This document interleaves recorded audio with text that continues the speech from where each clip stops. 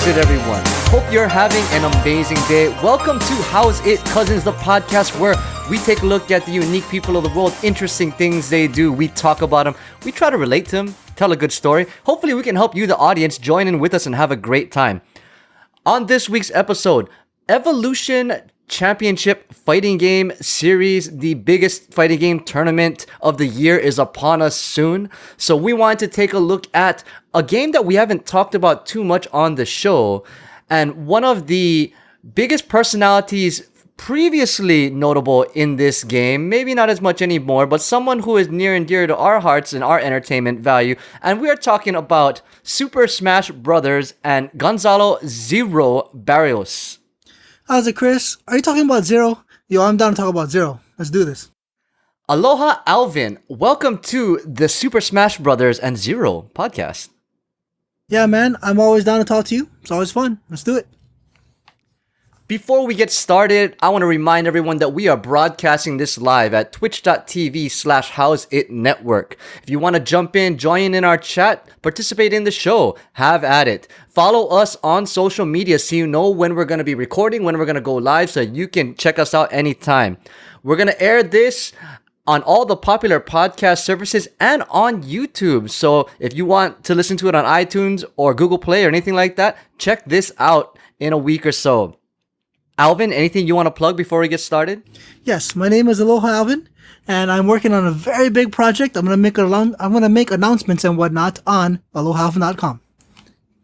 Let's start the show real quick with our own history in Smash before we jump into the full Zero topic. Yes.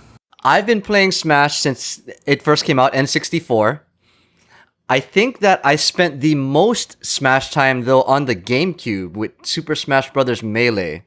That was my jam throughout college, and whenever we could get our hands on a GameCube. I do think that it is the most pure, as we'll say, form of Smash Brothers, as many of the fighting game community can agree as well. But ever since then, for me, I kind of fell off the Smash rails. I have Smash Brothers Brawl for the Wii, and I don't even own a Wii U or a Switch. Alvin, what about you? What is your kind of basic background in Smash? It's weird because I consider myself a Marvel vs. Capcom 2 person. My friends consider me a Street Fighter person, but I'm pretty sure if you're really to break it down, I'm a Smash person. The amount of hours that I've put into that game with other human beings, it has to be the highest actually out of everything I've played. I have something I call Alvin Land dollars. I'm going to not explain what that means. It's kind of weird. I touch on it on alohalvin.com. But anyway, the way it breaks down is, let's say a new Smash came out and it costs $300. To that, I would say, yeah, I'm buying it. Now, it sounds crazy. Like, why would you spend so much money? But on numerous Smash games and their consoles, my friends and I have played so much. Yeah, it was well worth over $1,000. Like, that sounds silly, but I mean, think about all the games you've ever gotten that you don't play. And then I think about the amount of time that we have poured into Smash, and it's silly. The numbers are just ridiculous. So basically you're saying that you've played them all, you've owned all the consoles, and you're heavy into the Smash life. Oh, okay. Fair point. Sorry. Let's redirect that. I enjoy the most recent one the most. I think it's ridiculous that all the characters came back, and that's just the one I enjoy playing the most. So yeah. The most recent one is definitely the one I would consider mine. Then again, I think I just enjoy playing old characters too. Like, I'm super grateful that Mega Man came back. I'm shocked, actually. In a nutshell, we're pretty familiar with the Smash series. I know of the newest one, I just don't own it. The crazy part about Smash is that it really brought together the idea of the fantasy battle between characters from various franchises. It gave the what if question a new light to where your favorite Nintendo and now non-Nintendo franchises can actually do battle in a single game. It's crazy the amount of collaboration that's gone into this game. Chris, I will say this. I realized this the other day and I felt dirty just thinking it and I couldn't even say it. So I'm just going to say it to you and you react appropriately. The most amount of Ryu from Street Fighter that I have played lately is hands down from Smash. Not in a Street Fighter game, not in a Marvel game, in Smash. It was such a weird moment when I realized that. I mean, the reality is I barely even touch Street Fighter these days, which again sounds like blasphemy just coming out of my mouth. But yeah, man, it's all Smash for the most part. Well, I'm an Overwatch player, and then Smash. I wouldn't say that's too blasphemous. Really? You didn't really play Ryu in Street Fighter that much, did you? Well, that's a hard call. I mean, I always knew him and I always played him on and off, but in theory, the Ryu gameplay, no matter where he came from on Smash, whenever he kicked in, I was still playing Street Fighter more in theory. But right now, it's like down to 0 for Street Fighter, and then I still play Smash. And you know what? I actually enjoy him in Smash, which still blows. I can't believe he's in that game. I still can't believe it. Whenever people talk about like dream characters to appear in a game, they're like, oh, what about this character, that character? And of course, people will be like, what about Ryu and Chun-Li? And I'm like, no, man, I don't see that happening. But here we are, and it is awesome.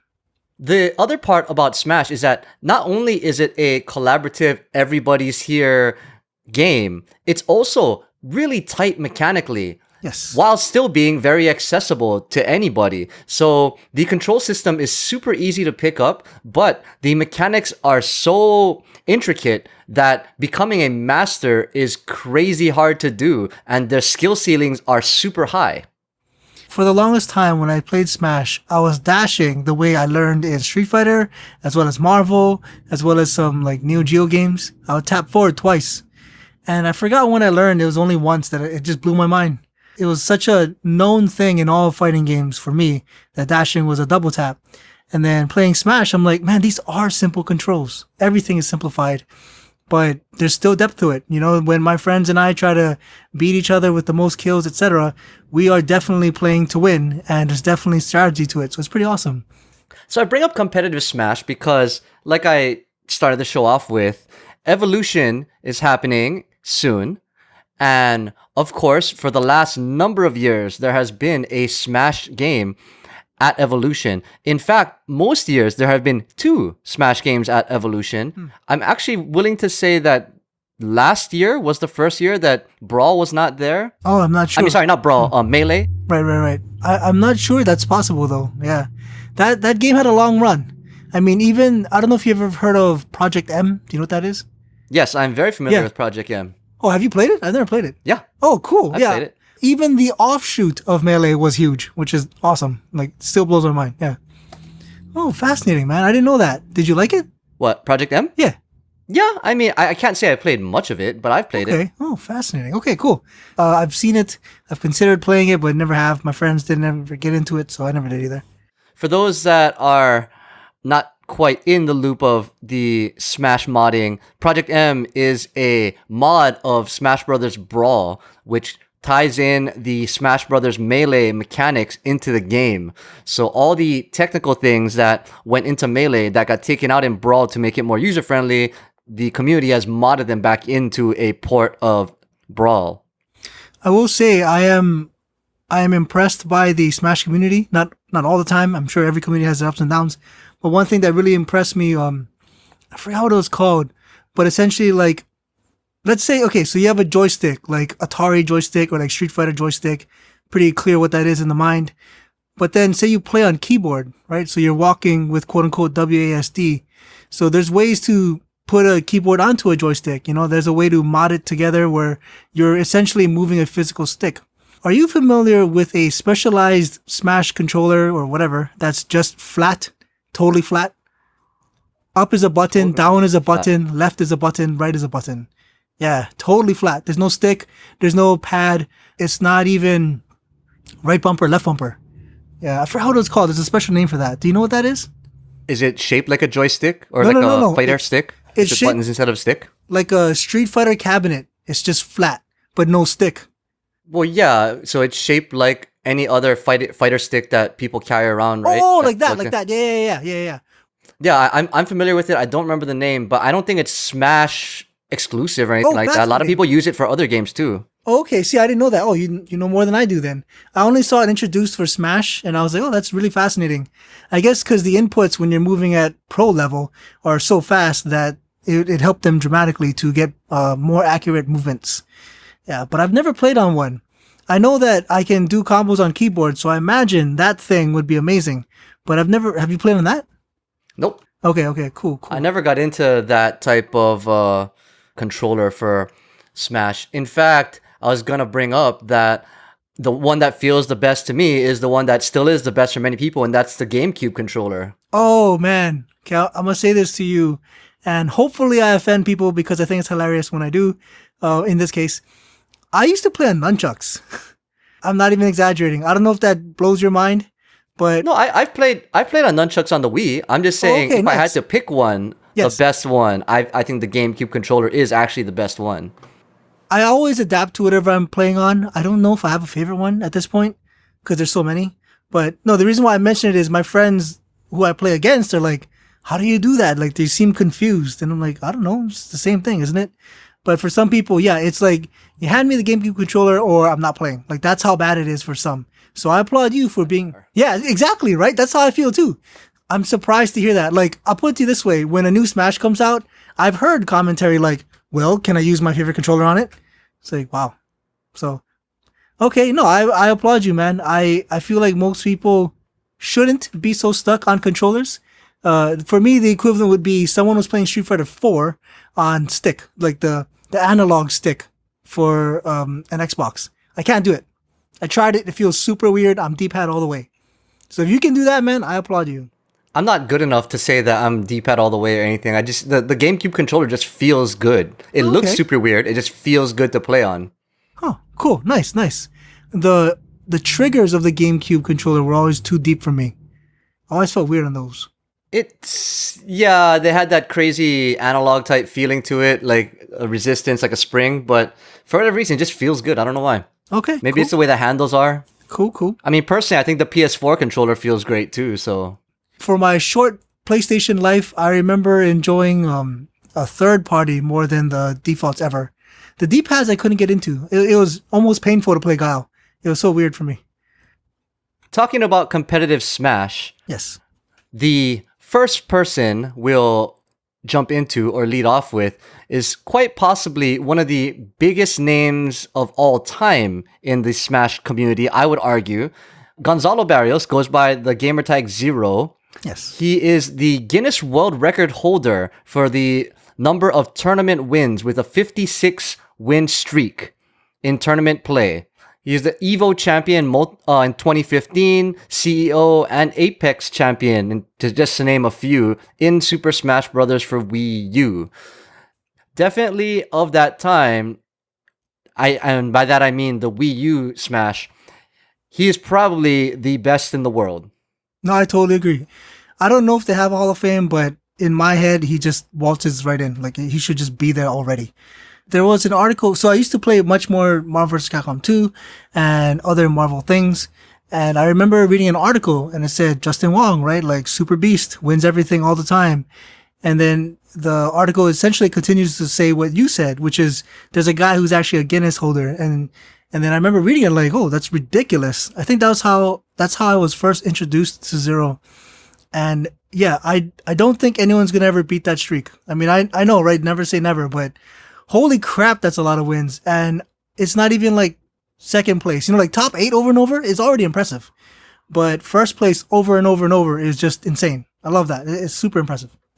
So I'd have to look up exactly which tournaments they were, but just for those out there, 56 tournament wins as a streak means that he went undefeated at multiple tournaments in a row. Yeah.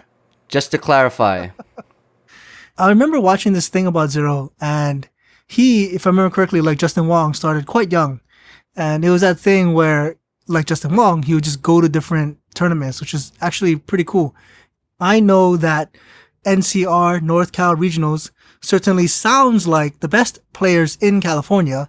However, I know for a fact that's not true because NCR finals are almost always the mix of around the world. It's like a little evil. It's kind of ridiculous. SCR as well, I believe, South Cal Regionals. And it's like, those are just regionals to get into another tournament. But for professional gamers, like they'll fly across an ocean to get to it. So yeah, I applaud Zero for all those tournaments he's went to. Cause you know, it wasn't all like in the neighborhood. It had to be all over the country. It's ridiculous.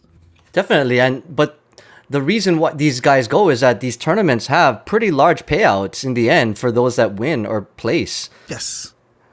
A lot of these guys get picked up by esports teams and they get semi-sponsored, and just like the League of Legends, Dota players, Overwatch. There is a market in esports for Smash Brothers players. I don't know how much he makes, but I imagine it's on the upper echelon.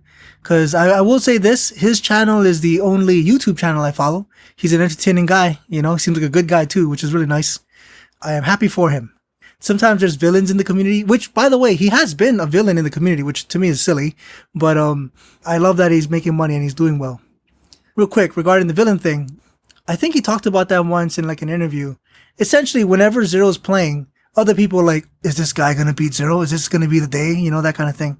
And he would get like boos sometimes or whatever. And the reporter was like, so what's up with this? And Zero, quite a nice guy. He's like, I don't really know. I think it's just kind of a lot of viewers' reaction to a lot of winning. And the reaction seems to be root for them to lose, which I don't really agree with. I don't really understand either. But yeah, with a 50 plus win streak, I can imagine most people being like, wow, who's going to dethrone him? At that time, that was a crazy thing. And you're right. When you develop that type of clout, then it's very easy to be cheered against. There's that whole underdog syndrome. Yes. To where you'd want someone to then be in the spotlight instead of you. It's a crazy thing to see. It's almost like society shifting back and forth in its little microcosm of a community. I will say this though, his skills were not just for winning repeatedly over and over and over and over again. I remember reading once that, so before he would main Diddy Kong, essentially Donkey Kong's friend or little brother, I forgot the specifics. But his Diddy was ridiculous. And apparently, he was winning so much that the heads up at Nintendo, if I remember correctly, nerfed Diddy. And it was in response to him. I don't know if other players were even playing Diddy at the time, but the general consensus was, yeah, he's winning so much, we're going to tone that character down. And I think that happened again with Sheik. And I like Sheik. So yeah, it was just trippy. Like, imagine winning so much that the developers have to step in. That's ridiculous to me.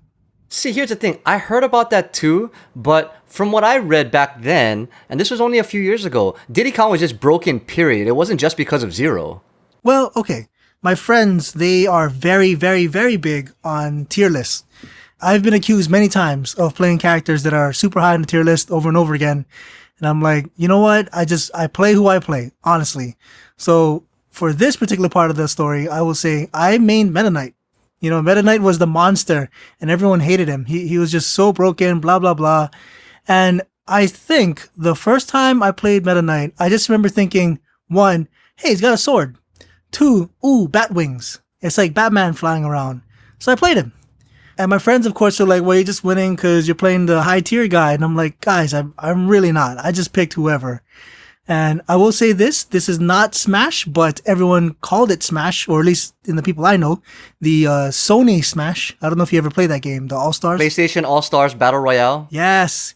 Dude, I really enjoyed that game. Did you ever play it? I've played it. I can't say I enjoyed it, but it was all right. Before the game came out, I told myself I knew who I wanted to play.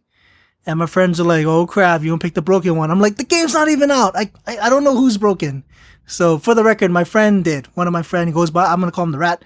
He specifically chose Raiden, the guy with blades. So anyway, I chose Drake. Drake is like Mega Man. I want to jump and shoot. So I'm playing Drake. And then I started beating them with Drake. And it's like, it doesn't matter. You know, the tier list thing doesn't matter. So I have really mixed feelings on tier lists. I understand why people care, but it's like, no, just play who you want to play. Wasn't Meta Knight banned from tournaments in the Wii U era? I don't know. I know they tried to. I remember talking about it. I don't know if I ever got there. For instance, I'm pretty sure it's banned. Okay, was Bayonetta banned? Do you know? I gotta read up on that. I know there was talk of banning Bayonetta as well. Yeah, mixed feelings. I mean, I guess if we saw the same grand finals over and over again, it's like, ho-hum, they're just playing the broken ones. But, nah, man, I think people play who they want to play. So a great example was there was a guy in Street Fighter 4, he won with Gen. For years, I considered Gen crap. Or more accurately, in my hands, Gen is crap. So to me, Gen is low tier. But that guy won Evo with Gen. Same thing, C Viper, I consider her trash. I can't play her. I tried many times. She's super weird. Some guy won Evo with C Viper. You know, it's all over the board. And there's always a style. There's a guy who plays Zangief. I can't. But I know Zangief is dangerous. I have been beaten up by Bayonetta because one of my friends likes to play her. But I never even picked her up. So yeah, never went there. Didn't someone win with Adon in Street Fighter too? There's a guy, his name is Gamer B. He's super good with Adon. Yeah. I don't know if he was winning, but having said that, I've always hated Adon. Oh man, he's so hard to fight. But I can't play him though. When I play him, he feels clunky. So you mentioned playing Meta Knight as one of your favorite and mains. Is there anyone else you like to play in Smash? So before, I didn't own any of the systems. Essentially, my friend who owned the N64, I'd go over to his house and play, of course. Or my friend who, or my friend who owned the GameCube, I'd go over to his house and play. So I never even owned them. Then at some point, I'm like, screw it, I'll just buy my own because I want to play and just have fun with it. So currently, I do own a Switch. So I've played a lot of characters.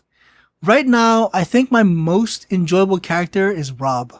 Rob, huh? Interesting. Yeah, see, he's weird. I think that's part of why I like him.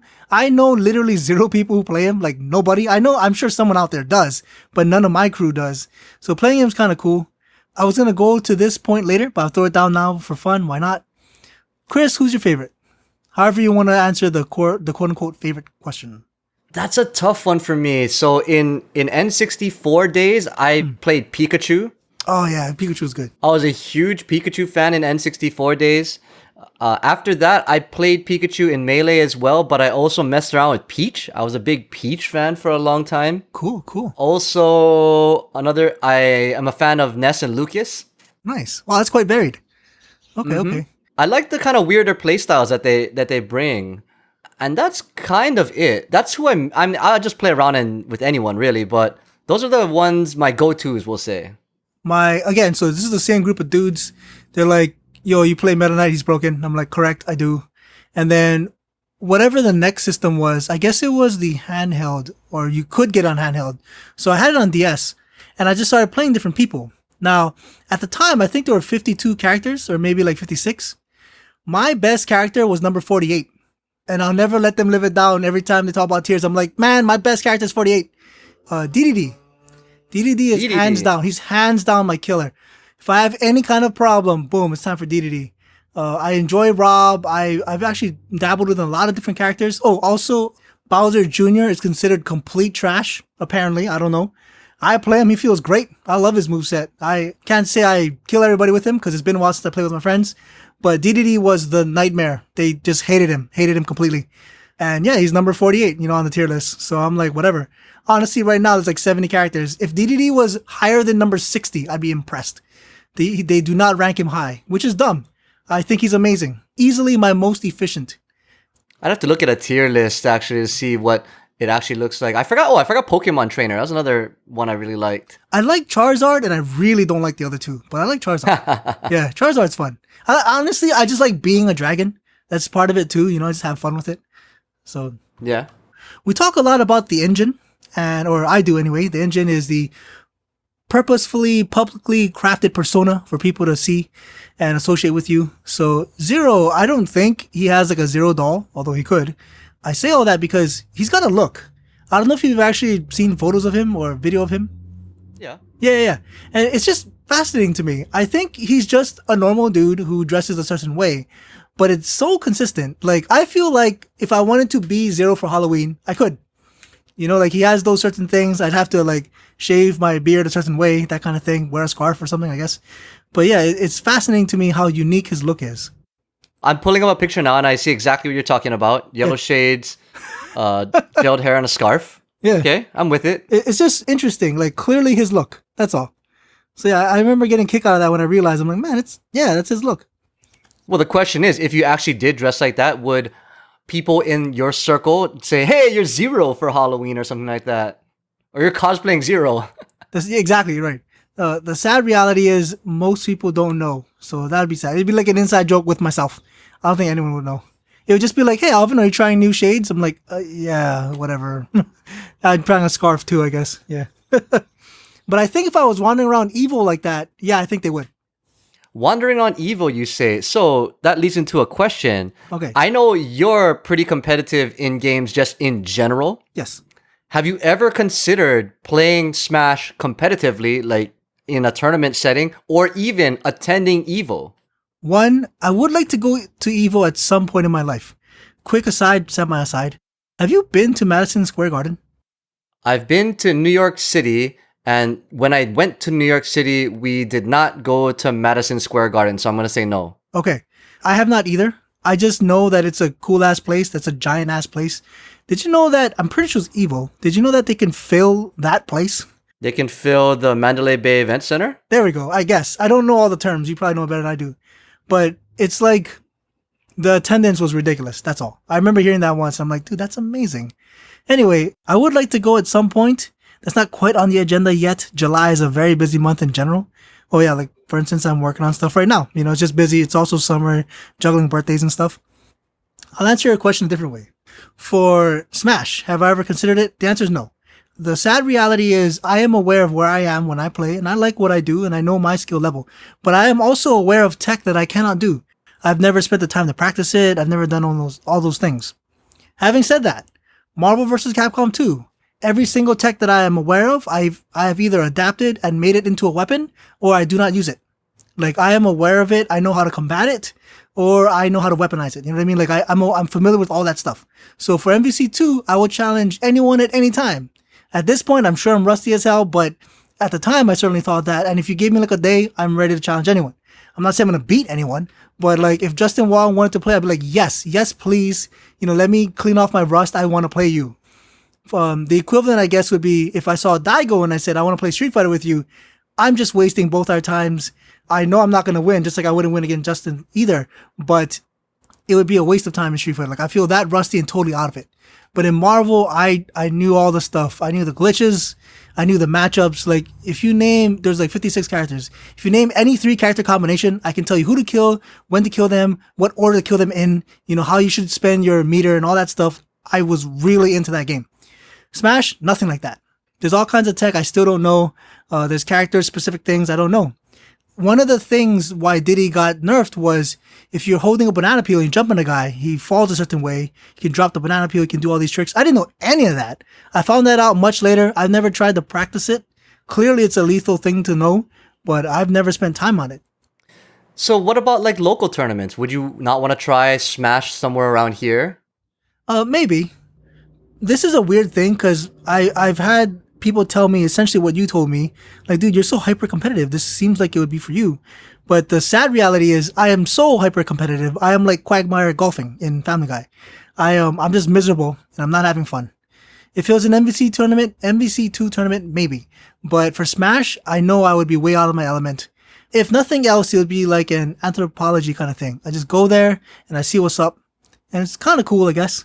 But in general, I prefer hearing the commentator and I prefer hearing or seeing it via the professional style. When James Chen is commenting on a fight or Ultra David or something, I'm just enjoying their talking points and I'm watching it via YouTube. It's a different animal for me. I remember a number of years ago, I would always, fantasize almost about, what if I could like play Smash at a competitive level? And this is back in Melee days. Sure. And then I started watching YouTube actually when competitive Melee became more popular. I was like, holy crap, no ways. Because that was a game I played every day for a while. It was nuts. See, I didn't know you were that into it. That's pretty cool. I mean, I knew you played, duh. Yeah, so like to use terminology then, I've never mastered wave dashing or dance dashing or like Z pivots. I know the terms, I've seen them. I never spent the time on them. I'm with you. Like I said, even now, there's no way that I could be competitive in any Smash game. But it's fun to think about. I really enjoy watching the commentary and the fighting game tournaments, just like you're describing. Yeah. But yeah, I don't know if I could ever do it myself. It's way too fast-paced and twitchy for me to think that quickly. The funny thing is, MVC2, any terminology you throw down, I'll say, oh, I know what that is, in theory at least. I mean, maybe new stuff has since come up. And the opposite reaction would happen. I'd be like, man, I'm jazzed for this. Teach me the new thing. I want to learn the new tech. What's the quote-unquote meta? It's an interesting reaction when I look back on it myself. Like, I don't react that way for Smash. You know, it's like, oh, I want to learn how to catch the ledge with my Link hook shot every time I get hit. That is a very specific thing, you know, and it only applies to him, I think. Like, there's not too many characters that can react that way. So, old Alvin in MVC2 would have said, yeah, give me that. I'm going to practice that. I'm going to get better at it. MVC2, there are Sentinel-only combos. He's taller, he weighs differently. There's all these things you can do. And I'm like, cool, I'm going to spend time mastering the variations of these combos just to beat him into the ground. Then, because, Strider is smaller, I'm going to learn what he does. Everything I'm saying, I don't know why MVC2 was like, set it up, bro. I want to knock over these dominoes. But then in other games, not as much. Now, the weird thing is, I guess if you were to say, what's my new MVC2, it'll probably be Overwatch. I know it frighteningly well for someone who's definitely still in the casual category. I am ranked way low. I suck at everything. But it's still fun to learn about. Again, character-specific things, map-specific things. So, yeah. I don't know. Different animal, I guess, with Smash. I will say, the beauty of Smash, though, is 4 guys on the couch. So many games do not have that. It's frustrating. And I applaud Smash for being that game. Actually, up to 8. 8 is a huge number, man. That's awesome. 8-player Smash, that came in the Wii U version. I've never played 8-player Smash. I can't imagine it being anything other than chaos and ridiculousness. But, I mean, sure. I think I went up to 6. There weren't too many times where 8 of us got together and wanted to play. But one, and I applaud this because they're clearly accommodating. There's actually other maps or specific maps that fit. For instance, that one Link Castle Hyrule with what I call the basement downstairs and then all the way up to the 3rd floor. That huge stage. Yeah. So that would fit 8 people. No problem, right? Some stages, it's kind of silly. So there's a battlefield set for 8.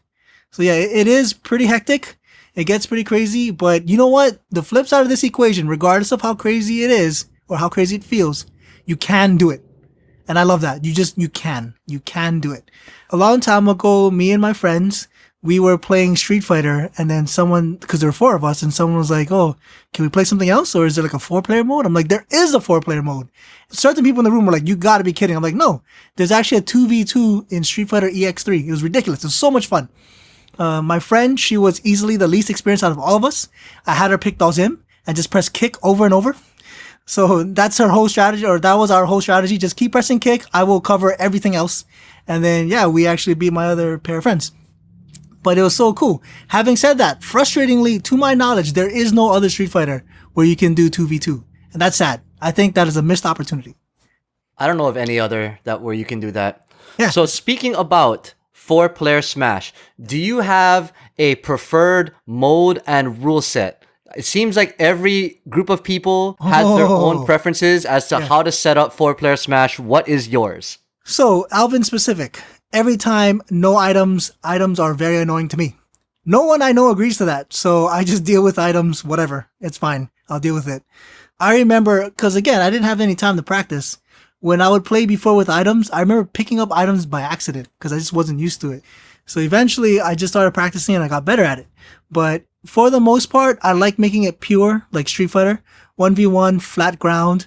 Maybe some ledges, like in a tournament. A couple ledges are fine, but nothing where the stage will grab you and eat you. Like the Pikmin stage. That's really weird to me. My friends think it's hilarious. I will say one thing that happened once, and we never let it go because it's fun to laugh at Alvin and we're all having fun, is I was playing Meta Knight. This is back when you could glide. So I did the up B, I missed, I'm gliding, I'm falling off the stage, and the giant Pikmin mouth eats me, and everyone just starts laughing, and I'm like, yeah, that was funny. So I laughed too. So for me, it always depended on who the company was.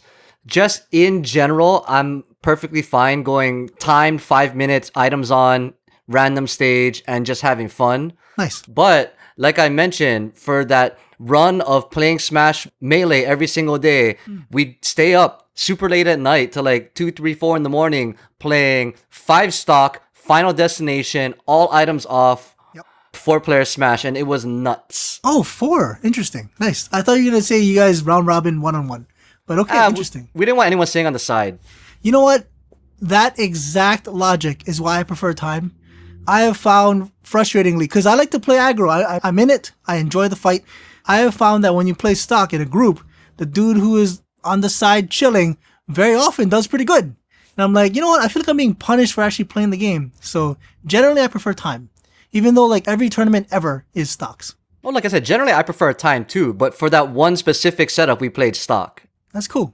So what was the roster you most often saw? If I remember correctly, this was in Melee. If we all picked our best characters, I would play Pikachu. My one friend played Falco.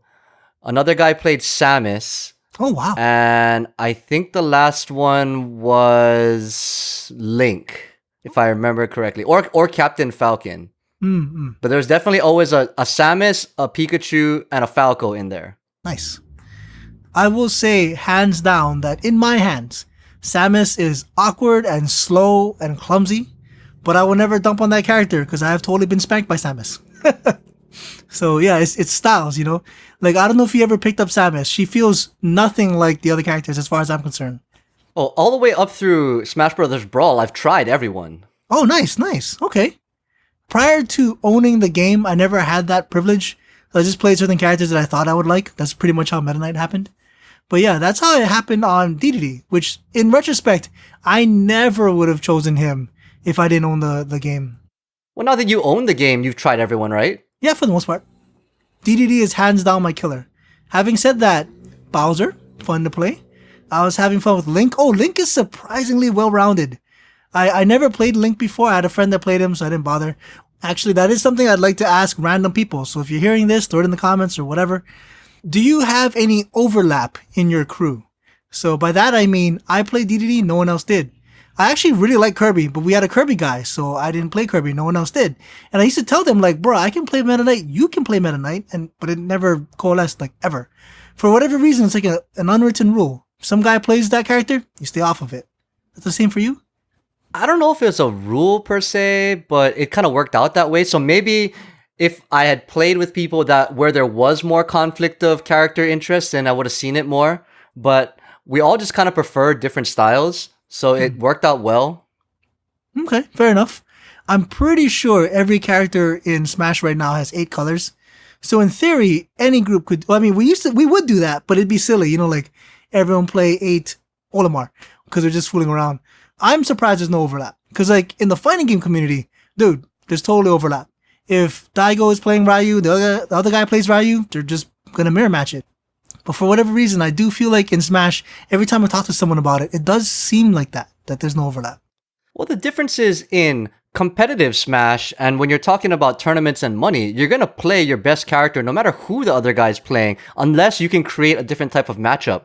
But that's actually what makes Smash interesting, is a lot of professional players play multiple characters. They bring a set that they can play because of the different matchups that they're going to run into at a tournament. And with a game like Smash, where there's so many characters, that strategy seems to work pretty well. Mm-hmm. Very cool. Very cool. Yeah, I think right now, I mean, I have to assume Zero can body people with Diddy. I have to assume. But I believe he currently plays Cloud the most. Actually, pretty wicked Cloud. I feel not quite clumsy with Cloud, but I feel slow when I play Cloud. But yeah, which is weird because I play DDD. But anyway, his Cloud, amazing. So as we said earlier, Zero was one of the best Smash players in the world. He still kind of is, but he doesn't play as high-profile matches as he used to, as far as I understand. I was following Zero for a while now, and I guess the thing he was playing the most at was the Smash 4. And then after that game, I wouldn't say died, but it was like, all right, the new Smash is coming. So of course his fans are like, dude, is this going to be a thing? Are you going to break your own streak? You know, are you going to go for 57 wins? Like, what's the deal now? And I remember Zero being very clear. He's like, one, yeah, I'm totally going to play still. And probably stream, totally. But he said directly, I do not plan on being the same Zero from before. I don't plan on grinding super hard. So that was a little heartbreaking. I'm glad he's still around, and I'm grateful that he's playing Cloud now. But I do remember him declaring that. To kind of cap that point, though, I'm looking at an article from ESPN to where late last year, Zero had announced that he's going to return to Smash and sign with Team Tempo Storm. Oh my god, I totally missed that. So he is... Okay. Nice. See, I didn't even know his team. Actually, I'm surprised he's not Evil Genius. From what I can tell, he hasn't played in a whole ton of tournaments since then. I see 2 listed on Wikipedia, but who knows what's going to happen. I don't know if there is a public Evo sign-up list to know if he's going to be playing at Evo, but it could happen. Who knows? From what I can see is that, like many other professional gamers, Zero has relegated himself to a lot of Twitch and YouTube videos. So my favorite Overwatch streamer and player is a guy named Siegel. So Siegel made it to OWL, essentially NFL for Overwatch. So he's all the way up top. And he's doing well. People are cheering him on, all that good stuff. Anyway, at some point he said, "Hey guys, I'm retiring from WoW." People are like, "What? This is insane. You know, you're the reason why I watch," that kind of stuff. And then he said, "Well, I can earn money doing OWL stuff, which is actually very much business. Or because I'm so popular on Twitch, I could just make Twitch full time." I mean, as a fan, I'm like, cool, whatever. You know, I still get to follow you and see your cool stuff, so you don't have to be an OWL. But seeing him out of it, oh my God, like, as a fan, as well as other people's commentary, as well as his own commentary, I know for sure he was less stressed. You know, he was either making more money or the same amount of money. So it's like, dude, having fun and making the same amount of money, bruh, I totally understand that. In Zero's case, I don't know how hard he trained. I imagine it must have been pretty grueling. But right now, again, I mean, like you had a good point, right? He jumped back into the pool on this one.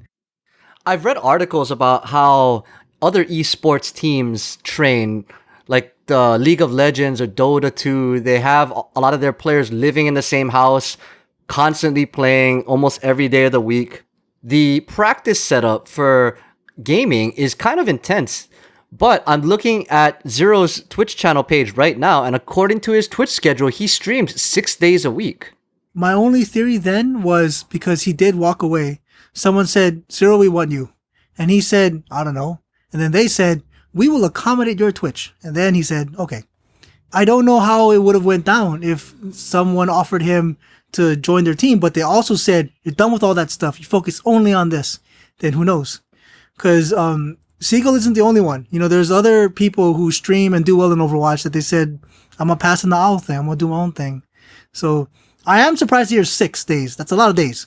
But I can see that. Almost guarantee, I imagine that they said, "Okay, man, you want to do your Twitch thing? It's still okay. We still want you." The one thing where you can kind of benefit with Twitch is that technically you're also getting your practice in some way.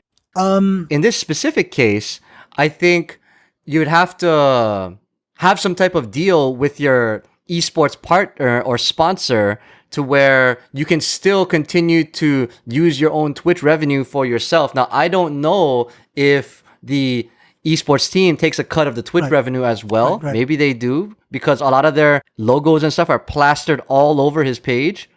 I'm not sure how those deals work. I hear that with many other Twitch streamers that join teams and things like that, there is a large cut taken from the Twitch revenue, or maybe not a large cut, but there's a cut taken in exchange for bringing in advertisements and sponsorship deals with gear and things like that. I will say this. So let's say you and I were in Overwatch League, but we're playing Smash. So anyway, you'll see where I'm going.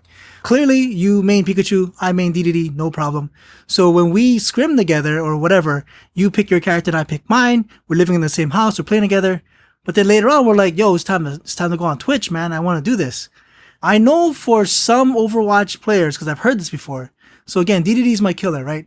Well, I'm going to go on and I'm going to play games today. Not DDD. So I'll play Mario, I'll play Samus, say hello to my fans. But the team doesn't want me to play that one character because they don't want the enemy studying or whatever.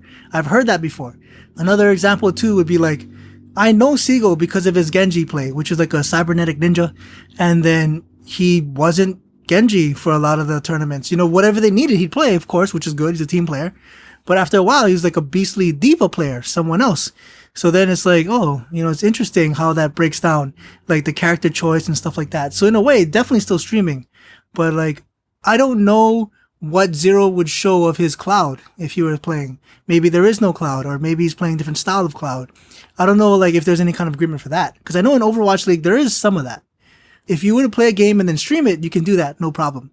But because they also record scrims, you can never ever show that. That's huge. That's a no-no. See, there's certain things you can't show, certain things you can't do. I don't know if that applies here, though. I'm not sure. I haven't been able to watch Zero's stream, but from YouTube, it looks like he plays all kinds of different characters. Yes, correct. See, I mean, that's the thing, too, I imagine, for a lot of streamers. One, you can get known for one, But two, a lot of people be like, yeah, I'll play whatever you want. You know, you guys can vote or whatever. Let's have fun in the community. So that's kind of cool too. I don't know the specifics. I just know in Overwatch, they sometimes don't let people do certain things. Okay. I'll throw this at you because I'm pretty sure this was Zero.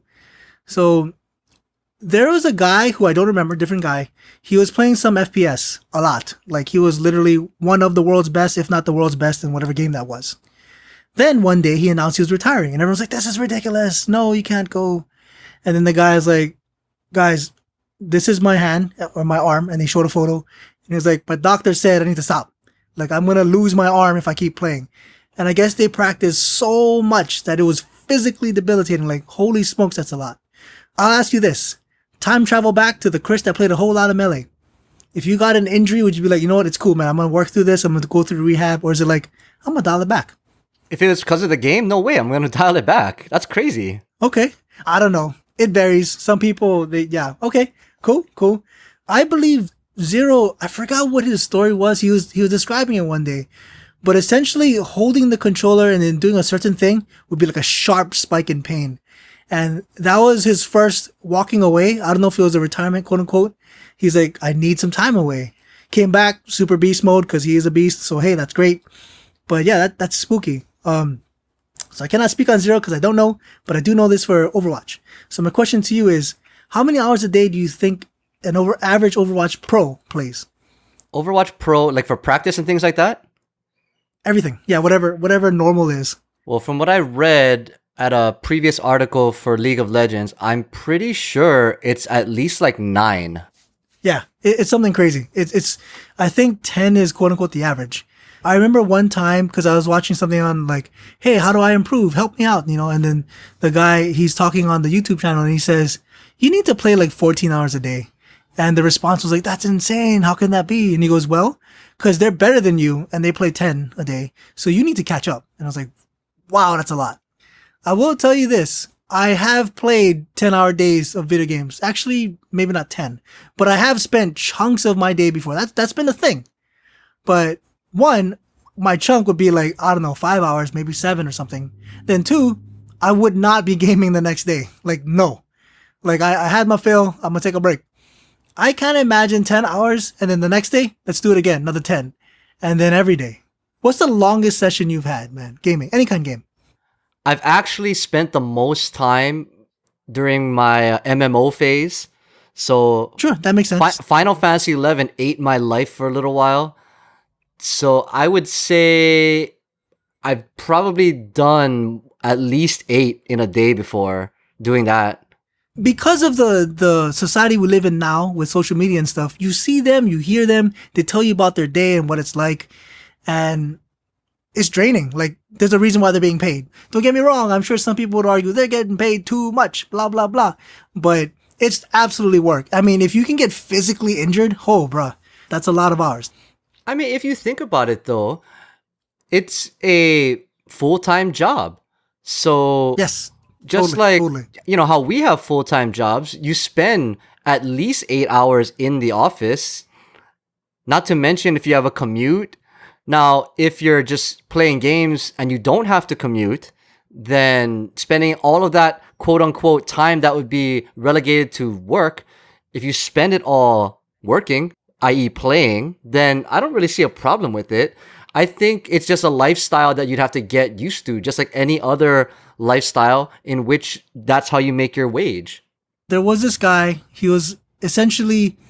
he decided he wanted to have children that were world champion chess players. So he put an ad out in the paper and he said, hey, if you're a woman who's interested in this, hit me up, which sounds crazy, but someone did. And then they had kids and those children were world champion players. The idea here was, hey, let's train them, train them young. Let's make them the best, etc., etc. So there were like 3 of them. And I think the middle one said, yo, I'm done with chess, at whatever age, probably adulthood. And then the reporter was like, was chess too much for you? Like mocking her. And she was like, no, chess was not enough. It was a fascinating thing. Like clearly the parents had goals, but those kids were just immersed in it nonstop. And I don't remember who the tennis player was. I want to say Agassi. I could be wrong. So anyway, that person stopped playing tennis. And then the reporter said, "Oh my God, you must miss it so much," something like that. And the player said, "Man, I hate tennis." Like, what? How can that be? And for this individual, there was so much training and it was so rigorous that ending it was like lifting a huge weight off the shoulders. If I could talk to every single OWL player and high level Smash player in this case, I'd ask them, how would that be for you when this was over? I'm sure trophies are cool, but that chess story and the example with the tennis player still blows my mind. These are like world caliber. People dream about this stuff. And for them, it's like, nah, I'm ready to stop. It's like, wow, crazy to me. There's diminishing returns, if you ask me, on a lot of these, we'll say hobbies, but in this case, professions for these people. True. And similar to any job that you might get outside of video games, unless you really, really love it, in essence, you are just doing it to kind of make your wage, make your living. So there are few people, I believe at least, in the world that actually legitimately love what they do for the majority of their day. I want to say that is not a normal thing, which is sad to think about it like that. But yes, in the end, we kind of have to make ends meet just because of the society we live in, especially in the United States. Now, in the case of professional gamers, it's one of those fantasies, right? To say, oh, I could play my favorite things for a living and make money off of it. But to me, that's a little romanticized. It's just like, we're streaming on Twitch right now, and many of the Twitch people that I've talked to at least have an idea of maybe taking it full time at some point. However, as I've said on this channel a number of times, I don't know that I could do that. I feel like even Twitch streaming would have diminishing returns for me personally. So I can definitely relate to what they're saying and what you're describing, in that unless you're really, really, really into it, there's almost nothing that you could devote that much time to that wouldn't eventually wear on you to where you A, either need to take a break, or B, quit entirely for a while. It's unfortunate, and I'll agree, it is that rare. And the word that I've heard before for this is something I'll say here, which is a blessing. If you're in those shoes where you can earn the good money and do the fun stuff, you are truly blessed. And I think it's a good goal to strive for. I agree. So we'll say that's like one end of professional gaming. But just like we mentioned in the beginning, there is a huge professional gaming event upon us very soon. How up and up are you with competitive Smash and Evo? Do you have any prediction or guess you would like to make? Oh man, that's a hard call. Well, for me, I will say I generally root for the guy that I think is a nice guy. And in this case, Zero definitely applies. I want Zero to win. I have no idea how crazy the competition is. Yeah, I don't even, like, if Daigo retired, I think it would hit my news radar. I think it would. But I don't even know. I'm that out of it for evil stuff. But I do enjoy various Street Fighter games. I still enjoy Smash, definitely. So I will watch. Right now, because I just like Zero, I will definitely be rooting for Zero. So hopefully Zero. So I don't even know for sure if he's competing in Evo, but we can take a look out for that. Now, True. I have pulled up a list of the best Smash Brothers Ultimate players in the world, and oh wow, okay. Person on top is actually someone who I was watching also, and who Zero made a video on his YouTube channel analyzing his play. Cool. I'm gonna go ahead and go on a limb, and that would be my prediction for Smash Evo, is that MK Leo takes Smash Ultimate with Joker. Cool. Oh man, Joker is kind of controversial to my knowledge right now, so I'm just gonna not go there. But I've been saying MK Leo. I have no idea how to say his name. Doesn't matter. MKLEO. I do know that name. I know him from older games though, so that's cool that he's still playing. That's awesome. No, I've seen him play in older Smash games too. But yeah, he's the beast. Yes. Oh, nice. Yes. Okay, cool. Apparently doing very well this year in Smash Ultimate. And from what Zero said in his video, and I'll have to pull it up later, maybe we'll do a watch along on Twitch, but he mains Joker. which to me is awesome because I love Persona 5. Right. And I thought was so amazing to have that character in the game. So I think it'd be really cool if a Joker player won Evo this year. I don't know the names, I'm sorry, but the woman that wears all red that Erica Harlacher was voicing, does she appear anywhere, like in his Smash, in the backgrounds? Do you know? So you're referring to An Takamaki? Yes. AKA Panther. She is in the Joker stage, Mementos, in the background. Cool. Okay. They make an appearance during the All Out Attack, which is the final Smash. Nice. Okay, cool. And she does voice lines for the game as that character.